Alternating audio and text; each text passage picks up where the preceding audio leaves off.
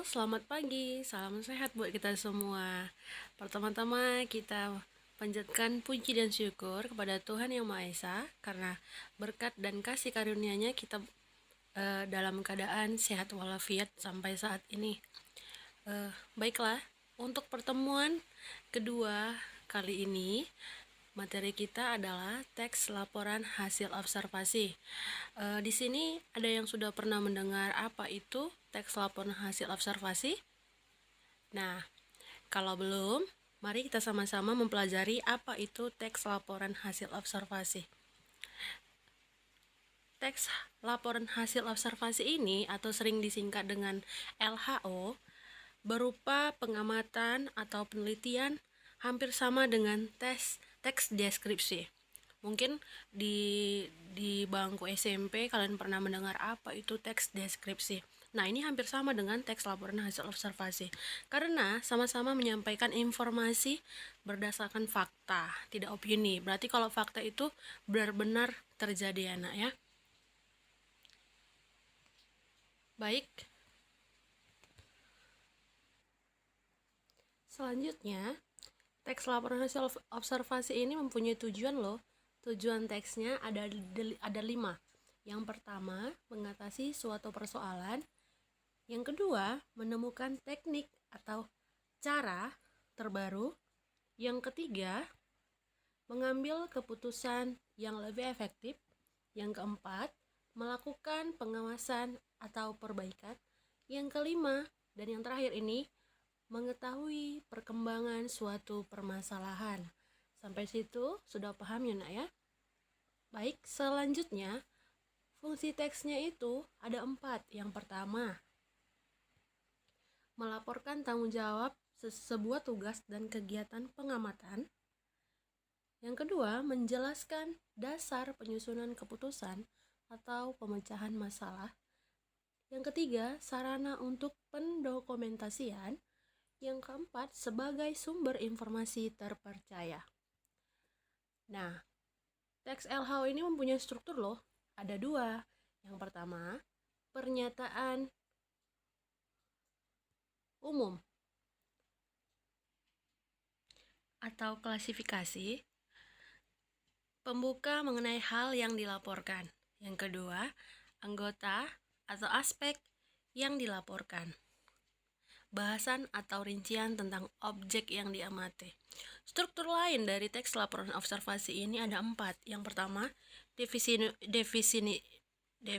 umum, di mana pembukaan yang berisi pengertian mengenai sesuatu yang dibahas di dalam teks.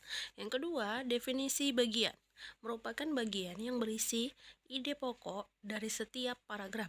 Yang ketiga, definisi manfaat, bagian yang menjelaskan manfaat dan sesuatu yang dilaporkan. Yang keempat, penutup, bagian rincian akhir dari teks. Adapun ciri-ciri bahasa dalam teks laporan hasil observasi atau sering disingkat dengan LHO, yaitu ada 6. Yang pertama, menggunakan frasa nomina yang diikuti penjenis dan pendeskripsian. Yang kedua, menggunakan verba relasional seperti ialah, merupakan, adalah, yaitu, dan lain-lain. Yang ketiga, menggunakan verba aktif alam untuk menjelaskan perilaku seperti bertelur, membuat, hidup, makan, tidur, dan sebagainya. Yang keempat, menggunakan kata penghubung yang menyatakan tambahan, yaitu dan, serta.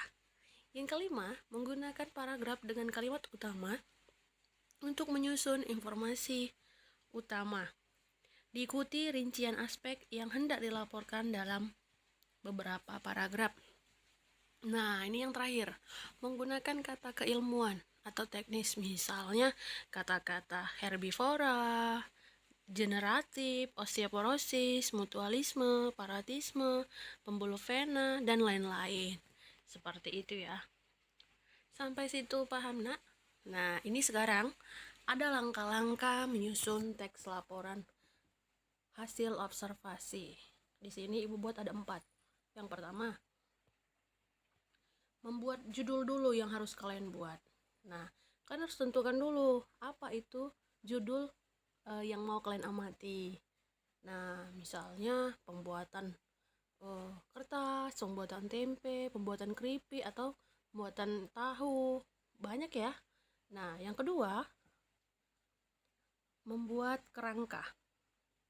Biasanya teks yang condong ke pembuatan gagasan utama sesuai dengan hasil pengamatannya. Yang ketiga, menyusun teks berdasarkan gagasan utama yang telah dibuat, diawali dengan paragraf pernyataan umum, lalu ke bagian isi. Nah, yang terakhir ini meneliti kembali hasil penulisan teks. Nah, jadi gini, kalian itu dulu pertama kan kalian amati dulu, kalian buat dulu di sele-sele kalian, di coret-coret kertas dulu, baru kalian susun. Inilah dia yang di bagian 4. Nah, di sini Ibu akan memberikan contoh teks LHU. Ini dia contohnya, bisa kalian baca ya. Oke, sampai di sini paham?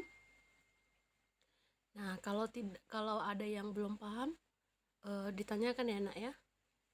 Nggak apa-apa kok, nanya itu gratis. Jangan malu-malu ya kalau belum paham ya. Oke, mungkin sampai di sini aja penjelasan dari Ibu. Terima kasih sudah membaca, sudah mendengar, dan sudah menyimak. Oke, sampai jumpa. Selamat pagi.